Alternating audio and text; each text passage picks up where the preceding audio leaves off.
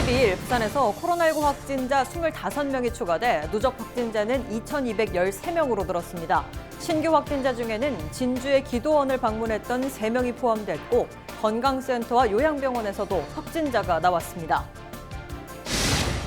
김영춘 전 국회 사무총장이 여권에서는 처음으로 부산시장 보궐선거 출마를 선언했습니다. 김 전 총장은 부산을 글로벌 경제도시와 녹색도시, 국제문화도시로 육성하겠다고 밝혔습니다.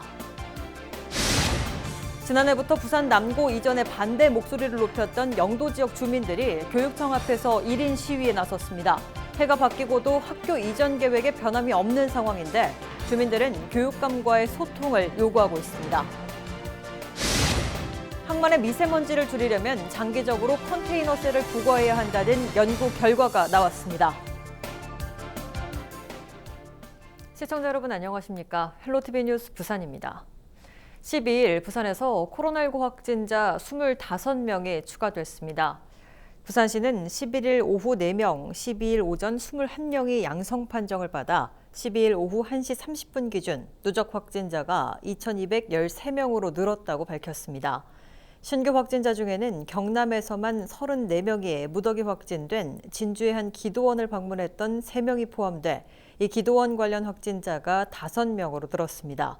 또 집단 감염이 발생했던 건강센터와 요양병원에서도 확진자가 나왔습니다. 오는 4월 7일 부산시장 보궐선거를 앞두고 후보들의 출마 선언이 잇따르면서 선거 열기가 서서히 달아오르고 있습니다. 여권 후보로는 김영춘 전 국회 사무총장이 첫 번째로 출마를 공식화했습니다. 보도에 김한식 기자입니다. 김영춘 전 국회 사무총장이 부산시장 보궐선거 출마를 공식화했습니다. 여권에서는 처음입니다. 김 전 사무총장은 먼저 이번 선거는 민주당 소속 시장의 잘못으로 시작됐다며 공식 사과했습니다. 이에 따라 부산시의 성평등 정책관을 신설하고 여성 공무원 간부 비율을 높이고 여성 일자리 복귀 여건 마련 등을 약속했습니다. 이와 더불어 진정한 반성은 끝까지 책임지는 자세를 보여주는 것이라며 출마를 결심한 이유를 재차 강조했습니다. 김 전 총장은 부산의 3가지 꿈으로 글로벌 경제도시와 녹색도시, 국제문화도시 육성을 제시했습니다. 특히 가덕도 신공항에 첫삽을 뜨는 부산시장이 되겠다는 각오입니다. 나아가 이런 신공항이 있을 때만이 부산이 세계적 수준의 부산 신항과 시너지 효과를 내서 동북아시아의 물류 중심지가 되고 세계적으로도 앞서가는 첨단 산업도시가 될 수 있을 겁니다. 변성환 부산시장 권한대행도 조만간 출마를 공식화할 전망입니다. 또 박인영 전 부산시의회 의장도 출마를 긍정적으로 검토하고 있다며 다음 주 초 공식 입장을 밝히겠다고 밝혔습니다. 최지은 더불어민주당 중앙당 국제대변인도 고심하고 있지만 출마로 가닥을 잡은 것으로 보입니다. 헬로티비 뉴스 김한식입니다. 부산시장 보궐선거에 출마한 박형준 국민의당 예비후보가 캠프 관계자들과 함께 사랑의 헌혈 릴레이 운동에 동참했습니다. 박 예비후보는 코로나19 재확산과 한파 등으로 혈액 수급이 어려운 상황에 조금이나마 보탬이 되기를 바란다며 헌혈 참여 이유를 밝혔습니다. 부산의 혈액 보유량은 11일 오전 기준 3.11분으로 주의 단계는 넘겼지만 안정 단계인 5일분에는 미치지 못하고 있습니다. 지난해부터 부산 남고 이전에 반대 목소리를 높였던 영도 지역 주민들이 또다시 교육청 앞에서 1인 시위를 벌이고 있습니다. 해가 바뀌고도 학교 이전을 둘러싼 갈등이 계속되는 양상인데요. 주민들은 교육감과의 소통을 요구하고 있습니다. 안수민 기자가 보도합니다. 피켓을 들고 부산 교육청 앞에 선 사람들, 영도구 주민들입니다. 지난 5일부터 아침 출근 시간을 활용해 릴레이 1인 시위를 벌이고 있습니다. 부산 남구 이전 문제를 놓고 교육감과의 면담을 요구하는 겁니다.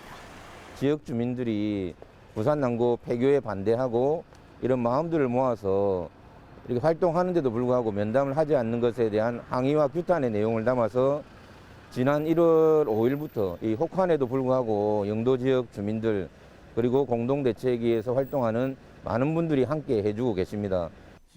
부산 남구 이전을 둔 논란이 불거진 지 5개월째. 주민 반발과 일부 지역 정치권의 문제 제기 속에 교육청은 지난 12월 예정이었던 교육부 중앙투자심사 부산 남구 이전 안건 상정 계획을 보류했습니다. 하지만 이전에 대한 입장은 사실상 고수하고 있는 상황이라 양측의 대립이 계속해서 이어지는 모양새입니다. 이 남고는 거의 혼입니다. 혼이고 교육의 산물이기 때문에 66년의 역사를 가지고 26,000여 명의 동문이 계시는 그 학교를 이 진짜 이전을 시킨다는 것은 영도를 완전히 진짜 말살시키고 발전이 없는 후퇴시키는 그런 행보이기 때문에 교육청은 영도구 지역 인문계 고등학교 적정 규모 학교 육성에 대한 설명회 자리를 열어 지역 주민들과 소통하고 공감대를 형성하겠다는 입장을 밝혔습니다. 영도구 지역 주민들과 소통, 공감대를 형성하기 위해서 1월 말에서 6월 초에 지역 주민 설명회를 가질 예정입니다. 학교 통폐합 문제가 불거지자 부산시의회에서는 시대의 변화에 발맞춰 지역 교육 균형 발전을 위한 부산 교육 정책 전반을 재점검해야 한다는 목소리가 제기됐습니다. 또 원도심 지역에 작은 학교를 도입하는 등의 대안도 제시됐습니다. 학령 인구 감소 속 도심에 있는 학교의 통폐합 논의도 피할 수 없는 수순이 된 가운데 부산 남구가 어떠한 선례로 남게 될 것인지 지켜봐야겠습니다. 헬로티비 뉴스 안수민입니다. 항만의 미세먼지를 줄이려면 장기적으로 컨테이너셀을 부과해야 한다는 연구 결과가 나왔습니다. 부산발전연구원 허종배 연구위원은 11일 보고서를 통해 중단기 항만 미세먼지 저감 방안을 제시했습니다. 허 의원은 항만 하역 장비와 화물 차량, 선박에서 배출되는 가스상 오염물질의 2차 생성물질이 부산 전체 미세먼지의 절반을 넘는다며 단기적으로는 미세먼지의 농도가 높아질 경우 출퇴근 시간 화물차를 우회하도록 하고 통행 제한 구역을 설정해야 한다고 주장했습니다. 또 중장기 대책으로 폐지된 컨테이너셀을 환경 부담금 명목으로 부과하는 방안을 검토해야 한다고 말했습니다. 기장군이 일광신도시 조성 사업에 250억 원 이상을 투입한다고 밝혔습니다. 기장군은 최근 부산도시공사로부터 일광신도시 위탁 관리 경비로 150억 원을 받아 공원과 시설물 유지 보수 관리 목적으로 사용할 예정인데 이 금액으로는 부족하다며 100억 원 이상을 추가 투입하기로 했습니다. 기장군은 방치된 저류지 2곳과 산책로, 아파트 주변 유휴지 등에 장미터널과 장미공원, 빛을 주제로 한 길을 조성하는 비테마 장미꽃 대궐 프로젝트를 우선 추진합니다. 이와 함께 산수유와 동백나무 등 나무를 심고 편의시설과 CCTV 등 부족한 시설도 추가 설치해 일광신도시 전체를 명품 쉼터로 만든다는 계획입니다. 한편 기장군은 부산도시공사에서 기장군에 납부한 개발부담금 169억 원은 기장군 전체 예산에 포함시켜 군비 사업으로 진행할 예정이라고 밝혔습니다. 국민의힘 부산시당이 해운대 마린시티 내 아파트 부정청약과 관련해 시행사에 대한 국토교통부 특정 감사를 요구했습니다. 국민의힘은 성명을 통해 이 아파트가 입주 전인 2018년 10월과 2019년 10월 두 차례에 걸쳐 일부 세대의 부정청약이 국토교통부에 적발돼 시행사에 통보했지만 입주 예정자들에게 어떠한 조치도 하지 않은 이유와 책임 소재를 밝혀내야 한다고 말했습니다. 또 시행사가 국토부의 적발에 즉각적으로 조치했다면 당시 입주 예정자들이 입주를 포기하고 분양금을 돌려받을 수 있었을 것이라며 시행사의 피해자 구제 방안 마련 등 합당한 조치가 이루어져야 한다고 강조했습니다.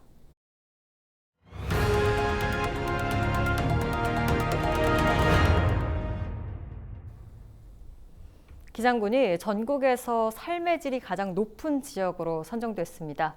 해운대구도 전국 10위권 안에 들었습니다. 장보영 기자가 취재했습니다.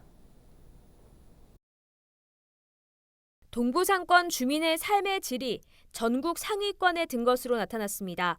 서울대학교 커뮤니티 웰빙 연구센터 등이 전국 229개 지자체를 대상으로 경제와 사회, 환경, 인프라, 거버넌스, 인간 개발 등 6가지 자본 수준에 대해 거주민의 평가를 받은 결과 기장군이 서울 강남권을 누르고 10점 만점 중 7.39점으로 1위를 차지했습니다.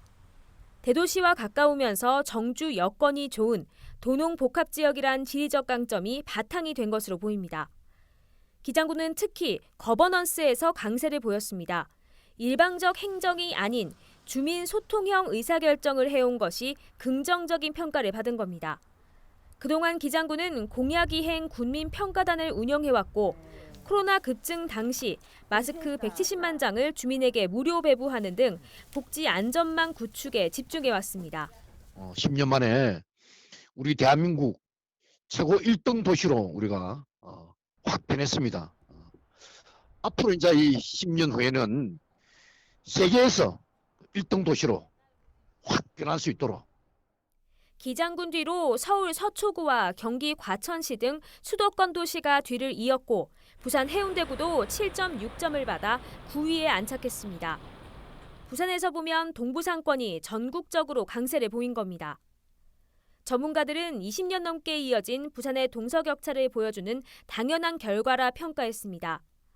하지만 순위를 놓고 지역이 단순 경쟁하기보다 원도심이나 서부산 등 지역이 가진 고유의 특성을 바탕으로 특화 발전 방안을 모색하는 게 필요하다는 입장입니다.